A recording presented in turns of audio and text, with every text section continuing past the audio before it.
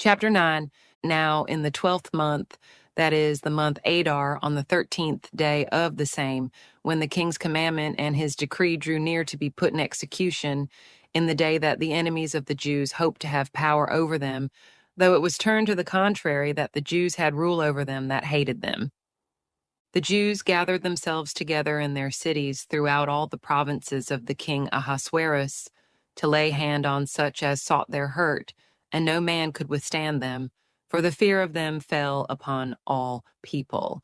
And all the rulers of the provinces and the lieutenants and the deputies and officers of the king helped the Jews, because the fear of Mordecai fell upon them.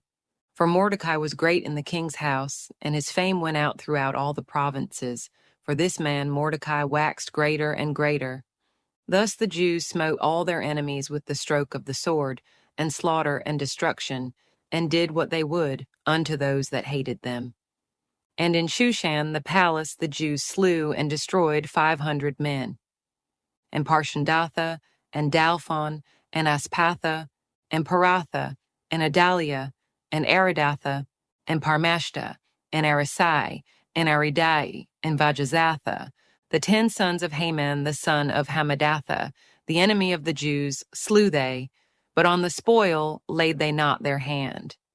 On that day the number of those that were slain in Shushan, the palace was brought before the king. And the king said unto Esther the queen, The Jews have slain and destroyed 500 men in Shushan the palace, and the 10 sons of Haman. What have they done in the rest of the king's provinces? Now what is thy petition? And it shall be granted thee.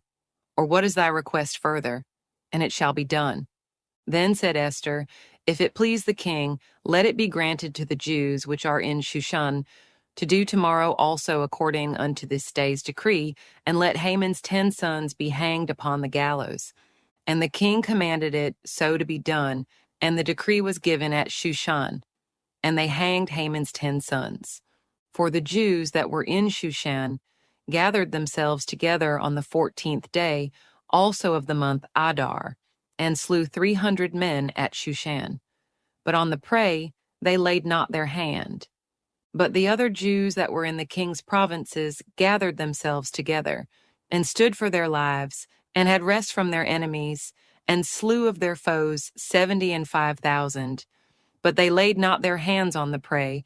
On the 13th day of the month Adar, and on the 14th day of the same, rested they, and made it a day of feasting and gladness. But the Jews that were at Shushan assembled together on the 13th day thereof, and on the 14th thereof, and on the 15th day of the same, they rested, and made it a day of feasting and gladness. Therefore the Jews of the villages that dwelt in the unwalled towns made the 14th day of the month Adar a day of gladness and feasting, and a good day, and of sending portions one to another. And Mordecai wrote these things, and sent letters unto all the Jews that were in all the provinces of the king Ahasuerus, both nigh and far, to establish this among them, that they should keep the 14th day of the month Adar, and the 15th day of the same yearly, as the days wherein the Jews rested from their enemies, and the month which was turned unto them from sorrow to joy, and from mourning into a good day, that they should make them days of feasting and joy, and of sending portions one to another, and gifts to the poor. And the Jews undertook to do as they had begun, and as Mordecai had written unto them, because Haman the son of Hammedatha, the Agagite, the enemy of all the Jews, had devised against the Jews to destroy them, and had cast that is, the lot to consume them, and to destroy them. But when Esther came before the king, he commanded by letters that his wicked device which he devised against the Jews should return upon his own head, and that he and his sons should be hanged on the gallows. Wherefore they called these days Purim after the name of Pur. Therefore, for all the words of this letter, and of that which they had seen concerning this matter, and which had come unto them, the Jews ordained, and took upon them, and upon their seed, and upon all such as joined themselves unto them, so as it should not fail, that they would keep these 2 days, according to their writing, and according to their appointed time every year. And that these days should be remembered and kept throughout every generation, every family, every province, and every city.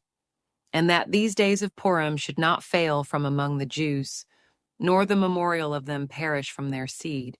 Then Esther the queen, the daughter of Abihail, and Mordecai the Jew, wrote with all authority to confirm this second letter of Purim.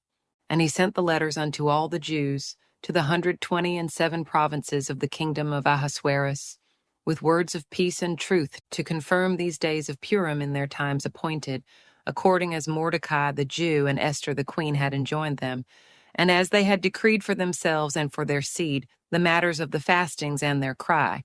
And the decree of Esther confirmed these matters of Purim, and it was written in the book.